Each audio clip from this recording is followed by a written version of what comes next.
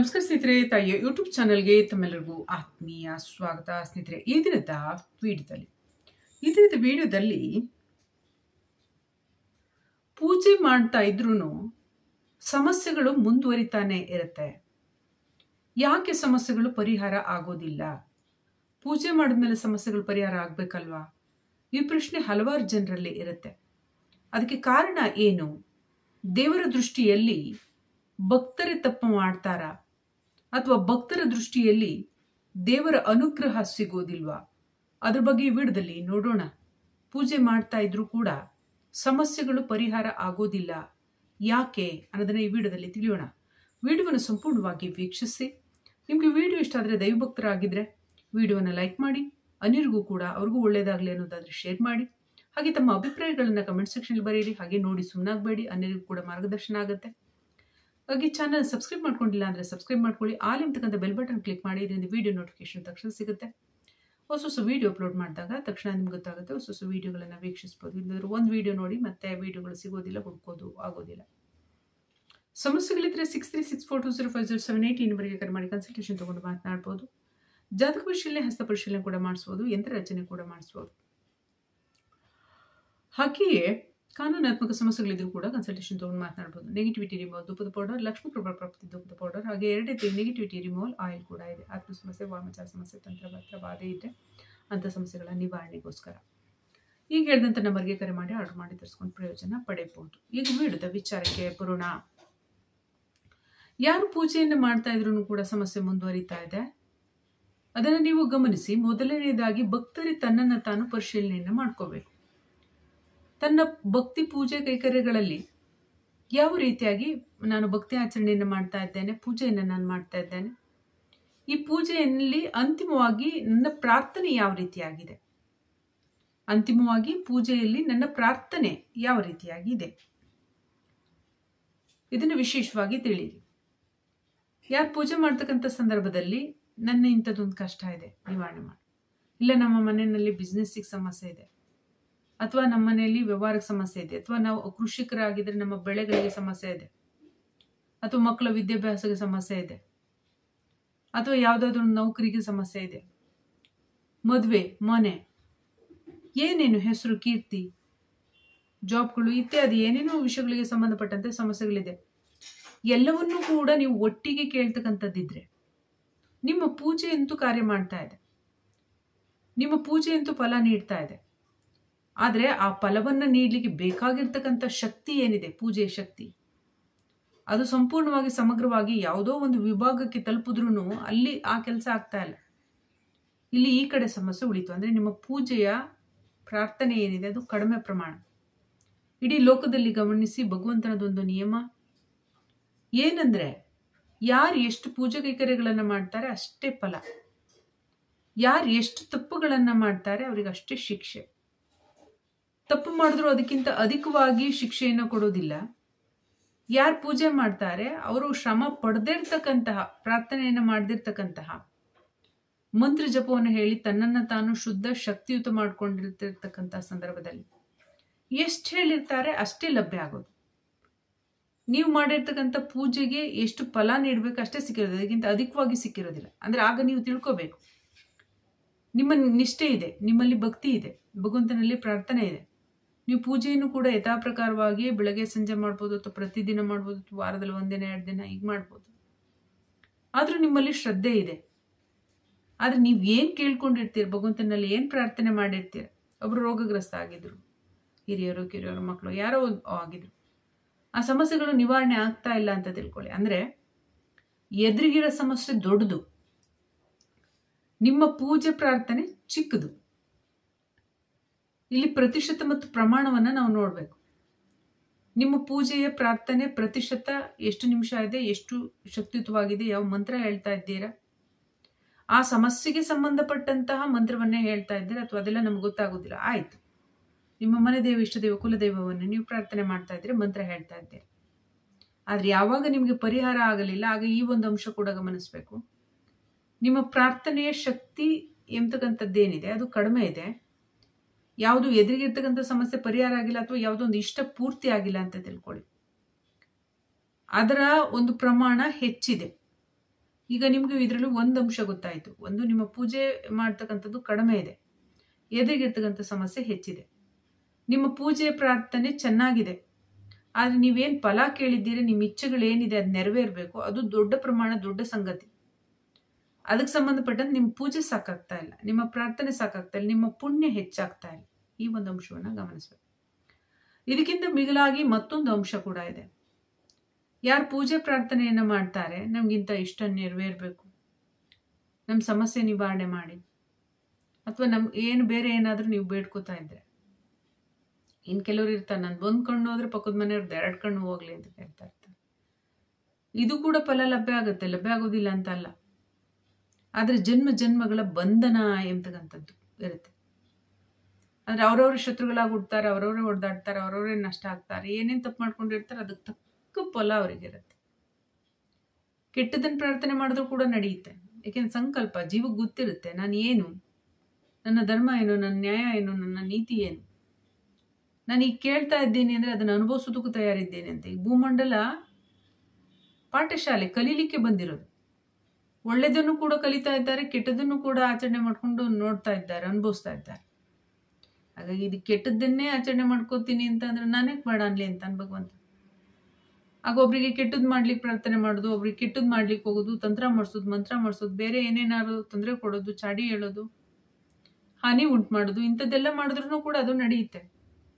ಆದ್ರೆ ಮತ್ತೆ ಅವರು ಅದಕ್ಕೆ ಒಳಗಾಗ್ಬೇಕು. ಯಾರು ತೊಂದರೆ ಕೊಟ್ಟಿರ್ತಾರೆ, ಯಾರು ಬಾಧೆ ಕೊಟ್ಟಿರ್ತಾರೆ, ಅವರು ಎದುರಿಗಿರ್ತಕ್ಕಂಥವರಿಂದ ಬಾಧೆಗೊಳಗಾಗ್ತಾರೆ.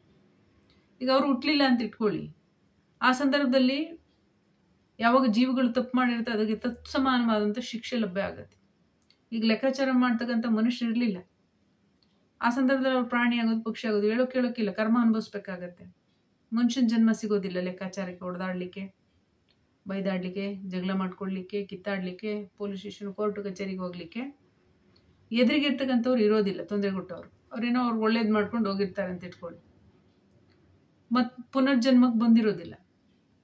ಆಗ ಅವರು ತಪ್ಪು ಮಾಡ್ಕೊಂಡಿರ್ತಾರಲ್ಲ, ಅವ್ರ ಗತಿ ಏನಾಗತ್ತೆ ನಿಮಗೆ ಗೊತ್ತಿದೆ. ಪ್ರಾಣಿ ಪಕ್ಷಿ ಇವರೆಲ್ಲ ಕರ್ಮ ಕಳ್ಕೊಳ್ಳೋಕೆ ಹುಟ್ಟೋದು, ಅದರಿಂದಾಗಿ ಪ್ರಾಣಿನೇ ಸಾಯಿಸುತ್ತೆ. ಹುಲಿ, ಸಿಂಹ, ಚಿರತೆ ಇದೆಲ್ಲ ನೋಡಿ ಜಿಂಕೆ ಸಾಯಿಸ್ತಾವೆ, ಸಾಯಿಸಿ ತಿಂತಾವೆ. ಅವಾಗ ಕೊಲೆ ಬರೋದಿಲ್ಲ, ಯಾವುದು ಕೋರ್ಟು ಕಚೇರಿ ಶಿಕ್ಷೆ ಕೊಡೋದಿಲ್ಲ. ಧರ್ಮದಲ್ಲೂ ಕೂಡ ಅಷ್ಟೇ, ಅವೆಲ್ಲ ಭೋಗಿಸುವ ಯೋನಿಗಳು. ಅಂದ್ರೆ ಕಷ್ಟ ಆದ್ರೂ ಕೂಡ ಅವೇ ಅನುಭವಿಸ್ಬೇಕು. ಆಹಾರ ರೂಪದಲ್ಲಿ ಪ್ರಾಣಿಯನ್ನು ಕೊಂದು ತಿಂದ್ರೂ ಕೂಡ ಕರ್ಮ ಬರೋದಿಲ್ಲ. ಹೀಗಾಗಿ ಪ್ರಾಣಿಗಳಿಗೆ ಭೋಗಿ ಯೋನಿ ಅಂತ ಕರೀತಾರೆ. ಅಂದ್ರೆ ಭೋಗಿಸ್ತಕ್ಕಂಥದ್ದು ಅಂದ್ರೆ ಅವು ಅನುಭವಿಸ್ತಕ್ಕಂಥದ್ದು. ಅಲ್ಲಿ ಯಾವುದೇ ಮತ್ತೆ ಹೊಸ ಕರ್ಮ ರಚನೆ ಆಗೋದಿಲ್ಲ. ಹಾಗಾಗಿ ಯಾರು ಎದುರಿಗಿರ್ತಕ್ಕಂಥವ್ರು ಅವರು ಇಲ್ಲಿಂದ ಎಸ್ಕೇಪ್ ಆಗಿರ್ತಾರೆ, ಅಂದ್ರೆ ಒಳ್ಳೇದು ಮಾಡ್ಕೊಂಡು ಹೋಗಿರ್ತಾರೆ, ಅವ್ರು ಲೆಕ್ಕಾಚಾರಕ್ಕೆ ಬರಲ್ಲ ಅಂತ ಇಟ್ಕೊಳ್ಳಿ. ಆದ್ರೆ ಆಗ ಅವರು ಲೆಕ್ಕಾಚಾರಕ್ಕೆ ಇಲ್ದೇದ್ ಮನುಷ್ಯನ ಒಂದು ಉಪಸ್ಥಿತಿ ಇಲ್ಲದೆ ಇರೋ ಕಾರಣ ಅವೇನೋ ಪ್ರಾಣಿ ಪಕ್ಷಿ ಜೀವ ಜಂತು ಈ ತರ ಏನೇನೋ ನಾಯಿ ಏನೇನೋ ಹಾಕ್ತಾರೆ, ತೋಳ ಕಿರ್ಬ ಏನೇನೋ ಕುರಿ ಆಡು ಇಂತಿಂಥ ಪ್ರಾಣಿ ಏನಾರು ಹಾಕ್ತಾರೆ. ಈಗ ಇಲ್ಲಿ ಗಮನಿಸ್ತಕ್ಕಂಥದ್ದು, ನೀವು ಪ್ರಾರ್ಥನೆ ಮಾಡಿದಾಗ ಯಾಕೆ ಪೂರ್ತಿ ಆಗೋದಿಲ್ಲ, ಸಮಸ್ಯೆನೇ ಮುಂದುವರಿತೈತೆ ಅಂದ್ರೆ ನೀವು ವಿಶೇಷವಾಗಿ ಭಗವಂತನನ್ನ ಕರೀಬೇಕು. ಇದು ಪಾಯಿಂಟ್. ಯಾಕಂದ್ರೆ ಯಾವ ಜೀವಗಳು ಅಂದ್ರೆ ಎಲ್ಲಾ ಮನುಷ್ಯರೆಲ್ಲ ಇದ್ದೀರಿ, ಎಲ್ಲ ಭಗವಂತನ ಸಂತಾನ. ನಿಮಗೋಸ್ಕರ ಬೇರೆಯವ್ರಿಗೆ ತೊಂದರೆ ಕೊಡೋದಿಲ್ಲ, ಬೇರೆಯವ್ರಿಗೋಸ್ಕರ ನಿಮಗ್ ತೊಂದರೆ ಕೊಡೋದಿಲ್ಲ. ಅವ್ರ ಮಕ್ಕಳೇ ಆಗಿರೋ ಕಾರಣದಿಂದ ನಿಮ್ಮ ಒಡದಾಟದಲ್ಲಿ, ನಿಮ್ಮ ಆಟದಲ್ಲಿ, ಇದು ಭೂಮಿ, ಇದು ಕ್ರೀಡಾರಂಗ, ಪ್ರವಾಸ ಇಲಾಖೆ ಇದು. ಇಲ್ಲಿ ಜೀವಗಳು ಹೇಗೆ ನಾವು ನಡ್ಕೋತೀವಿ, ಅನುಭವಿಸ್ತೀವಿ ಬಂದರೆ ಇಲ್ಲಿ ಶಾಶ್ವತವಾಗಿ ಯಾರು ಇರೋದಿಲ್ಲ. ಇಲ್ಲಿ ಆಟ ಆಡ್ತಾರೆ, ಅವರು ಕರ್ಮ ಮುಗಿಸ್ಕೊಂಡು ಸಾಯ್ತಾರೆ, ಅನುಭವಿಸ್ತಾರೆ, ಒಳ್ಳೇದು ಮಾಡ್ಕೊಂಡು ಹೋಗ್ತಾರೆ, ಕೆಟ್ಟವ್ರು ಇಲ್ಲೇ ಸಿಕ್ಕಾಕೋತಾರೆ, ಇಲ್ಲೇ ಕಚಾರ ಕುಳ್ಕೋತಾರೆ. ಹಾಗಿದ್ದಾಗ ಎಲ್ಲಿ ಯಾವುದೇ ದೇವಸ್ಥಾನದಲ್ಲಿ ಇದ್ರು ಕೂಡ ಎಲ್ಲ ಮೂರ್ತಿ ರೂಪದಲ್ಲಿ ಶಾಂತವಾಗಿ ಸುಮ್ಮನಿದ್ದಾರೆ ದೇವರು. ಎಲ್ಲೂ ಓಡಾಡ್ತಾ ಇಲ್ಲ. ಓಡಾಡ್ತಾರೆ, ಅವ್ರವ್ರ ರೂಪದಲ್ಲಿ ಓಡಾಡ್ತಾರೆ, ಇಲ್ಲ ಅಂತ. ಆದ್ರೆ ನಿಮಗೆ ಕಣ್ಣಿ ಕಾಣಾಗ ನಿಮ್ಮ ಮನುಷ್ಯನ ರೀತಿಯಾಗಿ ಪ್ರತಿಮೆಗಳ ರೂಪದಲ್ಲಿ ಅವ್ರೇನು ಓಡಾಡ್ತಾ ಇಲ್ಲ, ಶಾಂತವಾಗಿದ್ದಾರೆ. ನೀವೇನ್ ಬೇಕಾದ್ರೂ ಮಾಡ್ಕೋಬಹುದು. ಹೀಗಿದ್ದಾಗ ಭಗವಂತ ಯಾರ ಕರ್ಮದಲ್ಲೂ ಕೂಡ ಕಾರ್ಯದಲ್ಲೂ ಹಸ್ತಕ್ಷೇಪ ಮಾಡೋದಿಲ್ಲ, ಕರೆಯದೆ ಹೊರತು. ಅದಕ್ಕೆ ಒಂದು ಪದ ಇದೆ, ಕರೆದಾಗ ಬರಬೇಕು ಕರುಣಾಕರ ಅಂತ. ಅಂದ್ರೆ ನೀವು ವಿಶಿಷ್ಟವಾಗಿ ಯಾರು ತೊಂದರೆ ಕೊಡ್ತಾ ಇರ್ತಾರೆ, ಬಾಧೆ ಕೊಡ್ತಾ ಇರ್ತಾರೆ, ಅವರಿಗೆ ಶಿಕ್ಷೆ ಕೊಡು ಅಂತ ಕರಿಬೇಕು. ಅದು ನಿಮ್ಮ ಕರ್ಮ ಆಗುತ್ತೆ, ಭಗವಂತನ ಪಾತ್ರ ಇರೋದಿಲ್ಲ ಇದರಲ್ಲಿ. ನಿಮ್ಮ ಇಚ್ಛೆಗಳಿರ್ತಾವೆ, ಅದು ಪೂರ್ತಿ ಆಗ್ತಾನೆ ಇರೋದಿಲ್ಲ. ಏನೋ ಅದೃಷ್ಟ ಸರಿ ಇಲ್ಲ ಅಥವಾ ಪುಣ್ಯ ಜಾಸ್ತಿ ಇಲ್ಲ ನಿಮಗೆ ಅಂತ ಕಾರ್ಯವೈಖರಿನ ನೀವು ಮಾಡಿಲ್ಲ, ಅಥವಾ ದೇಹದಲ್ಲೇ ಆ ದೃಢತೆ ಇಲ್ಲ, ಮನಸ್ಸಲ್ಲೇ ಆ ದೃಢತೆ ಇಲ್ಲ, ಬಲ ಇಲ್ಲ, ಬುದ್ಧಿ ಇಲ್ಲ, ಶಕ್ತಿ ಇಲ್ಲ ಅಂತ ಇಟ್ಕೊಳ್ಳಿ. ಆಗ ನೀವು ಯಾವುದೋ ಒಂದು ಇಚ್ಛೆ ಪಡ್ತಾ ಇದ್ದೀರಾ, ಅದು ಪೂರ್ತಿ ಆಗೋದಿಲ್ಲ. ಎಷ್ಟೋ ಪ್ರಯತ್ನ ಪಡ್ತೀರಾ, ದೇವಸ್ಥಾನಕ್ಕೆ ಹೋಗ್ತೀರಾ, ಅರ್ಕೆ ಮಾಡ್ಕೋತೀರಾ, ಮಂತ್ರ ಹೇಳ್ತೀರಾ, ಆದರೆ ಅದು ಯಾವುದು ಒಂದು ನಿಮ್ಮ ಇಚ್ಛೆ ಪೂರ್ತಿ ಆಗಬೇಕು, ಒಂದು ಜಾಬ್ ಅಂತ ಇಟ್ಕೊಳ್ಳಿ, ಅದಕ್ಕೆ ಬೇಕಾದಂಥ ದೇಹದಾಢ್ಯತೆ, ದಕ್ಷತೆ, ಹಾಗೆ ಬುದ್ಧಿ, ಜ್ಞಾನ ಇರೋದಿಲ್ಲ. ನಿಮ್ಗಿಲ್ಲದ್ದು ಹೇಗೆ ಭಗವಂತ ಕೊಡೋಕ್ಕಾಗತ್ತೆ? ಆ ಟೈಮಲ್ಲಿ ನೀವು ಅವರನ್ನು ಕರೆದಾಗ, ಪ್ರಾರ್ಥನೆ ಮಾಡಿದಾಗ, ಆಗ ನಿಮ್ಮ ದೇಹದಲ್ಲಿ ಬದಲಾವಣೆ ಶಕ್ತಿ, ಜೀವದಲ್ಲಿ ಬದಲಾವಣೆ ಶಕ್ತಿ, ಬೇಕಾಗಿರ್ತಕ್ಕಂಥ ಜ್ಞಾನ, ಬೇಕಾಗಿರ್ತಕ್ಕಂಥ ಅನುಭವವನ್ನು, ಕಷ್ಟಗಳನ್ನು ಕೊಟ್ಟಾಗ್ಲಿ ನಿಮ್ಗೆ ಕೊಡ್ತಾರೆ. ಆ ರೀತಿಯಾಗಿ ನಿಮ್ಮ ಸಮಸ್ಯೆಗಳು ಮುಂದುವರಿತಾ ಇದ್ರೆ, ನಿಮ್ಮ ಇಷ್ಟಗಳು ಪೂರ್ತಿ ನಿಮ್ಗೆ ಆಗ್ತಾ ಇಲ್ಲ ಅಂದ್ರೆ, ಮನುಷ್ಯನ ಜೀವದ ಕರ್ಮಗಳಲ್ಲಿ ಭಗವಂತ ಹಸ್ತಕ್ಷೇಪ ಮಾಡಲ್ಲ. ಸ್ವಯಂಕೃತವಾಗಿ ಅವ್ರು ಯಾರ ಜೀವನದಲ್ಲಿ ಹಸ್ತಕ್ಷೇಪ ಮಾಡೋದಿಲ್ಲ. ಅದಕ್ಕೋಸ್ಕರ ನೀವು ಕರಿಬೇಕು ಅವರನ್ನ, ಈ ಕರ್ಮಗಳಿಗೆ ನಾನೇ ಹೊಣೆ, ನಾನು ನಿನ್ನನ್ನು ಪ್ರಾರ್ಥನೆ ಮಾಡ್ತಾ ಇದ್ದೇನೆ, ನೀನು ನನ್ನ ಸಮಸ್ಯೆ ನಿವಾರಣೆ ಮಾಡು, ನನ್ನ ಇಷ್ಟಾರ್ಥವನ್ನು ನೆರವೇರಿಸು. ಈ ರೀತಿ ಕರ್ಮಗಳ ಹೊಣೆಯನ್ನು ನೀವು ಹೊತ್ಕೋಬೇಕು. ಯಾಕೆ ಹೇಳಿ? ನೀವು ಮನುಷ್ಯರ ಮಧ್ಯೆನೇ ಜೀವನ, ಬೇರೆಯವ್ರ ಜೊತೆ ಏನಿಲ್ಲ. ಹಾಗಾಗಿ ಎಲ್ಲೂ ವ್ಯತ್ಯಾಸ ಆದರೆ ಅದು ಅಶುದ್ಧ ಕರ್ಮ ಆಗುತ್ತಲ್ಲ. ಹಾಗಾಗಿ ಭಗವಂತ ಯಾರ ಮೇಲೂ ಮಾಡೋದಿಲ್ಲ. ಎಲ್ಲ ಮನುಷ್ಯರು, ಎಲ್ಲ ಮಕ್ಕಳೇ, ನಿಮ್ಗೋಸ್ಕರ ಅವ್ರಿಗೋಸ್ಕರ ನಿಮ್ಗೆ ಏನು ಮಾಡೋದಿಲ್ಲ. ನೀವು ಪ್ರಾರ್ಥನೆ ಮಾಡಿದಾಗ ನಿಮ್ಮ ಕರ್ಮಕ್ಕೆ ನೀವು ಹೊಣೆಗಾರರಾಗುವಾಗ ಆ ಸಂದರ್ಭದಲ್ಲಿ ಹಸ್ತಕ್ಷೇಪ ಮಾಡ್ತಾರೆ. ಅದರಿಂದಾಗಿ ನಿಮ್ಮ ಯಾವುದೇ ಸಮಸ್ಯೆಗಳೇನಾದ್ರು ಇದ್ರೆ ನೀವು ಪೂಜೆ ಮಾಡಿದ್ರೆ ಆ ಕರ್ಮ ಫಲವನ್ನು ನೀವು ಒತ್ಕೋತೀವಿ ಅಂತೇಳಿ ಪ್ರಾರ್ಥನೆ ಮಾಡಿಕೊಂಡು ಕೇಳ್ಬೇಕು ಭಗವಂತನನ್ನ. ಹಾಗಾದ್ರೆ ಅವ್ರು ನಿವಾರಣೆ ಮಾಡೋದೇನು ಅಂತ ನೀವು ಕೇಳ್ಬೋದು. ನಿಮ್ಮಿಂದ ತಪ್ಪಾಗಿಲ್ಲ ಅಂದ್ರೆ ಅವ್ರು ನಿವಾರಣೆ ಮಾಡ್ತಾರೆ. ನಿಮ್ಮಿಂದ ತಪ್ಪಾಗಿದ್ರೆ ಆ ಸಂದರ್ಭದಲ್ಲಿ ತಿದ್ದುಪಡಿಗೆ ಅವಕಾಶಗಳನ್ನು ಕೊಡ್ತಾರೆ. ಅವ್ರನ್ನ ಕರೆದ್ರೂ ಕೂಡ ಆ ಟೈಮಲ್ಲಿ ಪೂಜಾ ಕಾರ್ಯ, ಒಳ್ಳೆ ಕಾರ್ಯಗಳನ್ನು, ಒಳ್ಳೆ ಆಚರಣೆಗಳನ್ನು ಇಂಥದ್ದೆಲ್ಲ ಮಾಡ್ಬೇಕಾಗಿದೆ. ಏನು ಕರೆದ ತಕ್ಷಣ ಬಂದು ರುಚು ಮುದ್ರಗಳು ಮಾಡೋದಿಲ್ಲ. ಬಂದು ನಿಮ್ಮಲ್ಲಿ ಆ ಒಂದು ಸಮಸ್ಯೆಗಳು ಪರಿಹಾರ ಆಗಲಿಕ್ಕೆ ಅಥವಾ ನಿಮ್ಮ ಇಷ್ಟಾರ್ಥಗಳು ಪೂರ್ತಿ ಆಗಲಿಕ್ಕೆ ಏನೇನು ತಯಾರಿ ಮಾಡಬೇಕು, ಏನೇನು ಕಾರ್ಯಗಳನ್ನು ಮಾಡಿಸ್ಬೇಕು ಅದೆಲ್ಲ ಮಾಡಿಸಿ, ಆಗ ನಂತರದಲ್ಲಿ ಆಯಾ ಸಮಸ್ಯೆಗೆ ಅನುಗುಣವಾಗಿ ಪರಿಹಾರ ಆಗುತ್ತೆ, ಇಚ್ಛೆಗಳು ಕೂಡ ಪೂರ್ತಿ ಆಗ್ತವೆ. ಅದರಿಂದ ಕರ್ಮ ಬಾಧೆ ಭಗವಂತನಿಗಿಲ್ಲ. ನಿಮ್ಮದೇ ಕರ್ಮ, ನಿಮ್ಮದೇ ಬಾಧೆ. ಅದರ ಹೊಣೆಗಾರಿಕೆಯನ್ನು ನೀವೇ ಹೊರ್ತಕ್ಕಂಥದ್ದಿರುತ್ತೆ. ಆಗ ಕರೀಬೇಕು. ಯಾರು ಭಗವಂತನ ಕರೆಯೋದಿಲ್ಲ, ಅವ್ರು ಎಷ್ಟೇ ಪೂಜೆ ಮಾಡಿದ್ರೂ ಕೂಡ ಆಗ ಅವರಿಗೆ ಫಲ ಸಿಗೋದಿಲ್ಲ.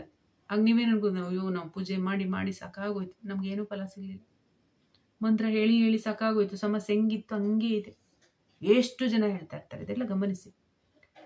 ಕರಿಬೇಕು, ಭಗವಂತನ ಪ್ರಾರ್ಥನೆ ಮಾಡಬೇಕು. ಆ ಕರೆದು ಸುಮ್ಮನಾಗಬಾರ್ದು. ಆ ಒಳ್ಳೆ ವಾತಾವರಣ, ಒಳ್ಳೆ ಉತ್ತಮವಾದಂಥ ವ್ಯವಸ್ಥೆ, ಮನೆಯಲ್ಲಿ ಪೂಜಾ ಕೈಕರ್ಯಗಳು, ಶಾಂತಿ, ಸಮಾಧಾನ, ಈ ಥರದ ಆಚರಣೆಗಳು ಕೂಡ ಬೇಕಾಗತ್ತೆ. ಇದೆಲ್ಲ ಗಮನಿಸಬೇಕಾಗತ್ತೆ. ಇದೆಲ್ಲ ಗಮನಿಸಿ ಅದಕ್ಕೋಸ್ಕರ ನೀವು ಪೂಜೆ ಮಾಡ್ತಿದ್ರೂ ಕೂಡ ಪರಿಹಾರ ಆಗಿರೋದಿಲ್ಲ. ಆದರೆ ನೀವು ಪೂಜೆ ಮಾಡೋದಿಲ್ಲೂ ವ್ಯರ್ಥ ಆಗೋದಿಲ್ಲ. ಆ ಪೂಜೆ ಫಲ ಭಗವಂತ ಇಟ್ಟೇ ಇರ್ತಾನೆ. ತುಂಬ ಲೆಕ್ಕಾಚಾರ ಚೆನ್ನಾಗಿರ್ತಾರೆ. ಇಡೀ ಜಗತ್ತನ್ನ ನಡೆಸ್ತಾ ಇದ್ದಾರೆ. ಇಂದಲ್ಲ ನಾಳೆ ನಿಮ್ಮ ಒಂದು ಕಲ್ಯಾಣಕ್ಕೆ, ನಿಮ್ಮ ಒಳಿತಿಗೆ ಅದನ್ನು ಇನ್ವೆಸ್ಟ್ ಮಾಡೇ ಮಾಡ್ತಾರೆ. ನಿಮಗೆ ವಾಪಸ್ ಕೊಟ್ಟೇ ಕೊಡ್ತಾರೆ. ಅವ್ರು ಒಂದು ಸ್ವಲ್ಪ ಇಟ್ಕೊಳ್ಳೋದಿಲ್ಲ, ಬಡ್ಡಿ ಸಮೇತ ಎಲ್ಲ ಕೊಟ್ಬಿಡ್ತಾರೆ. ಅಂದರೆ ನೀವು ಒಂದು ಸ್ವಲ್ಪ ಒಳ್ಳೆ ಕಾರ್ಯಗಳನ್ನು ಮಾಡಿದ್ರೆ ಅದಕ್ಕೆ ಇನ್ನೊಂದು ಸ್ವಲ್ಪ ಸೇರಿಸ್ಕೊಟ್ಟಿರ್ತಾರೆ. ಹಾಗಾಗಿ ಯಾವತ್ತೂ ಚಿಂತೆ ಮಾಡಬೇಡಿ. ಪರಿಹಾರ ಆಗಲಿಲ್ಲ ಅಂದರೆ ನೀವು ಭಕ್ತಿ ಆಚರಣೆಯನ್ನು ಮಾಡಿದ್ರೆ ಎಂದೂ ವ್ಯರ್ಥ ಆಗೋದಿಲ್ಲ. ಭಕ್ತಿ ಆಚರಣೆಯನ್ನು ಮಾಡಿ ಭಗವಂತನನ್ನು ಕರೆಯಿರಿ, ಪ್ರಾರ್ಥನೆ ಮಾಡಿ, ನನ್ನ ಸಮಸ್ಯೆ ನಿವಾರಣೆ ಮಾಡು ಅಂತೇಳಿ ಪ್ರತಿ ಸಲ ನಿಮ್ಮ ಸಮಸ್ಯೆಗಳ ನಿವಾರಣೆ ಆಗಲಿಕ್ಕೆ ಪ್ರಾರ್ಥನೆಯನ್ನು ಮಾಡಿ. ಅಥವಾ ಅದೇ ಸಂಕಲ್ಪನ ನೀವು ಮಾಡ್ಕೊಳ್ಳಿಕ್ಕಾಗಲಿಲ್ಲ ಅಂದರೆ ನಾನು ಅವತ್ತು ಆ ಸಮಸ್ಯೆಗೆ ನಿನ್ನ ಕರೆದ್ನಲ್ಲ, ಸಂಕಲ್ಪ ಮಾಡಿದ್ನಲ್ಲ ಅಂತ ಸಮಸ್ಯೆ ನಿವಾರಣೆ ಮಾಡೋದು, ಪ್ರಾರ್ಥನೆ ಮಾಡೋದು, ನಿಮ್ಮ ಇಷ್ಟಗಳನ್ನು ನೆರವೇರಿಸು ಅಂತ ಕೇಳೋದು. ಈ ಥರದ್ದೆಲ್ಲ ನೀವು ಕೇಳ್ಕೊಂಡ್ರೆ ಆಗ ಅವ್ರು ಕರೆದೇ ಹೊರತು ಯಾರ ಕರ್ಮದಲ್ಲಿ ಹಸ್ತಕ್ಷೇಪ ಮಾಡೋದಿಲ್ಲ. ನೀವು ಕರೆದಾಗ ಆಗ ಕರ್ಮಕ್ಕೆ ಹೊಣೆ ನೀವಾಗಿರ್ತಾರೆ. ಆಗ ಹಸ್ತಕ್ಷೇಪ ಅವಶ್ಯವಾಗಿ ಮಾಡ್ತಾರೆ. ಆದರೆ ಅದರಲ್ಲಿ ಏನಾದರೂ ಕೂಡ ನಿಮ್ಮ ಸಕಾರಾತ್ಮಕ ಗುಣಲಕ್ಷಣಗಳಿದ್ದು ಸಕಾರಾತ್ಮಕ ಇಚ್ಛೆ ಇದ್ದರೆ ನಿಮ್ಗೆ ಒಳಿತಿರುತ್ತೆ. ಅದರಿಂದ ಕೆಟ್ಟದಿದ್ದರೆ ಅದು ನೀವು ಕೂಡ ಅನುಭವಿಸ್ಬೇಕಾಗುತ್ತೆ. ಇದೆಲ್ಲ ಗಮನ ಇರಲಿ. ಹಾಗಾಗಿ ಪ್ರಾರ್ಥನೆ ಶುದ್ಧವಾಗಿರಲಿ, ಸಕಾರಾತ್ಮಕವಾಗಿರಲಿ. ಮುಂದಿನ ವಿಡಿಯೋದಲ್ಲಿ ಭೇಟಿಯಾಗೋಣ.